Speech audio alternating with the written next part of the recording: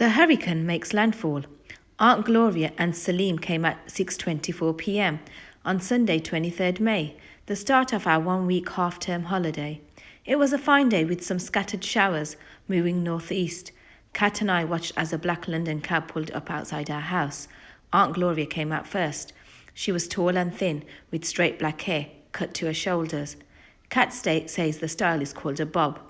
She wore tight jeans and dark pink sandals. You couldn't help notice her two big toes sticking out from the gap because they were painted with matching dark pink nail polish and were very bright. But the thing I noticed most was the cigarette holder she had in her hand. A long slim cigarette was stuck in the end and it was lit. A trail of smoke floated up from it. Kat, said Aunt Gloria, looking like a fashion editor.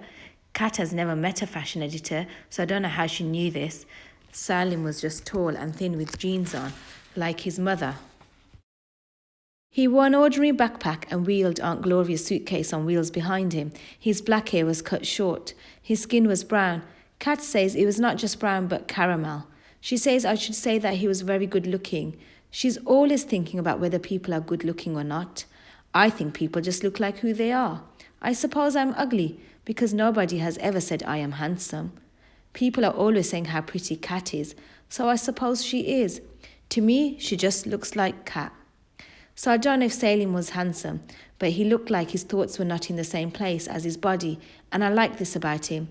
I think this is how I often look too.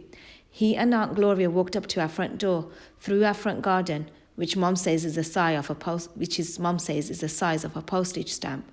In fact, it's 3 meters by 5, and once worked out that it could fit 22,500 stamps. Before they had a chance to ring the doorbell, Mom flung open the door. "Glow!" she said. "Faye!" Aunt Gloria shrieked. There was a muddle of arms and laughing, and I wished I could go up to my room. Behind them, Salim stood, looking on. His eyes and my eye met. Then he lifted his shoulders, gazed up at the sky, and shook his head. Then he smiled straight at me, which meant that he and I could become friends. And that felt good. I only had 3 other friends, and they were all grown up. They were Mom, Dad, and Mr. Shepherd, my teacher at school. I didn't count Kat as my friend because she was rude to me most of the time and interrupted me when I spoke. "Ted," Mom was saying, "say hello to your Auntie Glo." I looked at Auntie Gloria's left ear. "Hello, Auntie Gloria." I put out my hand for her to shake. She dragged me into a hug that smelled of cigarettes and perfume and made my nostrils itchy. "Hello, Ted," she said. "Just call me Glo, won't you?" "That's what everyone calls me." I escaped from between her arms. "God, Faith," she went on, "he's the spit of our father. Do you remember? Dad in his suit and tie, even on holiday. Ted's the image of him." There was silence. It was true that I wore my school trousers and shirt every day, even if I wasn't going to school. It's what I like to do.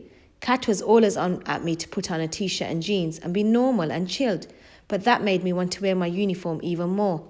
Salim said, "No, Mom, he looks a right cool dude." The former looks all the rage again, didn't you know? I said. "That looks a disguise, Mom. It hides the rebel within, right, Ted?" I nodded. It felt good being called a rebel. "Hey, Ted, shake hands." As I shook hands, we were eyeball to eyeball, and I felt my head going off to one side in what Kat calls my duck that's forgotten how to quack look. "Welcome to London, Salim," I said. Kat pushed me aside. "Hey, Salim," she said, holding out her hand. "That's some accent you have." "Is that how yours talk up north?" "Hey, Kat," said Salim, taking hand. "Is that how you lot talk down south?" Everyone laughed their heads off, which is not what literally happened, but I like the idea of laughing heads becoming detached from bodies through extreme hilarity, so it is a good way to describe things. I didn't know what was funny, but I laughed too. Mr. Shepherd says it's a good idea to laugh when others do, as it means you can fit in and become friends. "How come you talk all South Londony?" Salim continued, "and Ted sounds like the BBC." "That's a very good question, Salim," Mum said. "Not even Ted's neurologist can explain it. But come through to the kitchen, everyone. Dinner's ready." In the kitchen, Mum had extended the table to its full length of nearly 2 meters so that 6 could fit around it. But as the skinniest person, I had to squeeze in at the far end with my back to the patio door. Mum had covered the surface with a white tablecloth and had made me late because that was my job.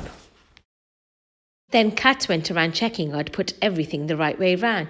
This was unnecessary, as I'm very good at laying tables. I think of the knife, spoon, and fork as an electric current. The knife feeds the end of the spoon, and the front of the spoon feeds the prongs of the fork. And the table edge is the last part. And between each object is a 90-degree angle, so the circuit becomes a perfect square. And if you do it that way, nothing ever goes wrong. Kat had put flowers from the garden in a glass vase in the middle and a wooden board with stacks of bread. She'd put out our best tumblers for drinks and folded up paper serviettes into them so that each one stood up over the glass rim like a mitre, our school emblem. She added wine glasses for Dad, Mum and Aunt Gloria. She tried putting one at her own place, but Mum whisked it away and called Kat Madam Minx, which is what she calls Kat when she's annoyed with her, but only moderately. We all sat down. Mum served out chicken casserole, one of my favourite things to eat, from a big orange pot. Aunt Gloria talked a lot. She said she and Salim were dead excited to be leaving Manchester, as they'd had enough of the rain. I tried to point out that the number of wet hours in the north was far less than people realised, but she already moved on to what a dead fast city New York was. I knew by then how people often say dead when they mean very, so I didn't need to ask about that, but I did ask her how a city could be fast. Well, Ted, she said, everything in New York moves in quick motion, like a film speeded up. People, cars, even the underground trains. They have express trains that flash past the boring stops. When you're there, you feel as if time itself is rushing by at twice the normal rate. Which means, Mum, Salim said, you'll grow old as twice as fast in Manhattan. Aunt Gloria laughed. She put an arm out and touched Salim's shoulder. He's such a joker, my boy. Salim's eyes stared at the tablecloth and I saw his lip move but no sound came out. Then he saw me looking at him and his eyes looked up to the ceiling. He tapped his temple and pointed at Aunt Gloria, grinning. Kat said later that this was body language for how Salim thought his mother was crazy. Next, he took a mobile phone out of his pocket and put it next to his plate and looked at it very seriously. Mom passed Aunt Gloria the bread. Aunt Gloria said she was off wheat of all kinds because of being on a gluten-free diet. My nutritionist swears by it, she said. Aunt Gloria, I said. I took a slice for myself. Wouldn't it be better for your health to give up cigarettes? Dad coughed as if something had gone down the wrong way. I read some interesting figures yesterday. If everyone in Britain gave up smoking, the National Health Service would save... Ted, Mom said. Aunt Gloria chuckled. No, Faye, Ted's right to ask. Trouble is, Ted, I'm totally hooked on nicotine and can take or leave bread. She looked over to Kat. You don't smoke, do you, Kat? Kat twisted her serviette round on itself. Course not. I frowned because I'd seen Kat with a cigarette in her mouth with her school friends only the week before. But Kat, that's... What do you think about going to New York, Salim? Kat interrupted. Salim hunched up his shoulders and smiled but didn't look up from his mobile. He'll love it, said Aunt Gloria. I just know. The Empire State Building, the Chrysler, Salim adores big buildings. He wants to be an architect one day. Isn't that right, love? Yes, suppose, Salim said. His mobile started ringing with the theme music of James Bond. He said, excuse me, and rushed away from the table and out into the hall to answer it. This time I saw Aunt Gloria's eyes go up to the ceiling. While Salim was gone, a conversation started about what we should do tomorrow. Dad had to go to work, but Mom had the day off from being a nurse, and it was half term, so the 5 of us could go out. Sightseeing, she said. Kat wanted to ride a riverboat. I wanted to visit the Science Museum. Mom wanted to go to Covent Gardens to see the buskers. Aunt Gloria wanted to go to all the art museums. Salim returned, putting his mobile back in his pocket. Salim should decide, Dad said. He's the visitor. He wants to go up to the Tate Modern, don't you? Aunt Gloria suggested. Salim doubled over with groans and writhed like he had been poisoned. I got to my feet in a panic and nearly put my elbow through the glass patio door. Everyone else laughed. He's such a practical joker, Aunt Gloria said. Salim stood straight again, looking normal. He stroked the fine line of small dark hairs above his lip. Mum, he said, please, not another art gallery. But the Tate Modern's different. It's an old power station with a vast chimney and tall with a capital T. Yeah, but it's full of art. Salim, I said, if you're a practical joker, what's a theoretical joker? Salim considered. Someone who just thinks about playing jokes but never actually does them. I nodded. That made me the theoretical kind. I often think of pranks I could play on Kat, like telling her that a tsunami is scheduled to come up the Thames at 12:30 and ruin her hairdo, but I never carry them out. What about the zoo, Mom said, or the aquarium? They're not very tall, I said. No, agreed Salim. He scrunched up his eyebrows. I have it. Let's go to the London Eye. The London Eye, said Kat. We've been up twice, Salim. It's fantastic. And it's tall, I said. Taller than the Ferris wheel and in Vienna. Technically speaking, it's not a Ferris wheel. It's designed more like a bicycle wheel. A giant bicycle wheel in the sky. It rotates once every 30 minutes and... Kat kicked my shin, which meant she wanted me to stop talking. Great, Salim said. That's what I want to do. Like Ted says, fly the bicycle wheel in the sky. Please, Mum. Supposing it's cloudy tomorrow? It won't be, Aunt Gloria, I said. We're in the middle of a large anticyclone and the weather is set fair. But the queues!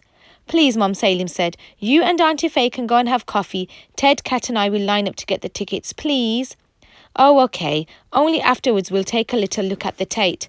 All that art in a vast industrial space. I'd like to show Ted the Andy Warhols. He was an American pop artist who made pictures from adverts and famous people, like Campbell's tomato soup tins and Marilyn Monroe. I've heard of him, said Kat. He was a weirdo. He was a cultural icon, said Aunt Gloria. I'd say he embodied the 20th century. Some people even think he might have had... She looked at Mum. You know, what Ted's got. There was silence. Like I said, Kat said. A weirdo.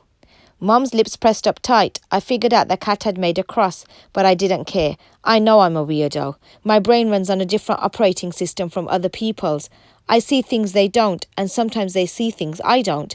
As far as I'm concerned, if Andy Warhol was like me, then one day I'd be a cultural icon too.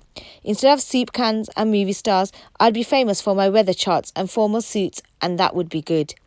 It's a deal, Salim said. Art gallery second, the wheel first. Which was how we decided on the London Eye, or as Salim called it, the wheel.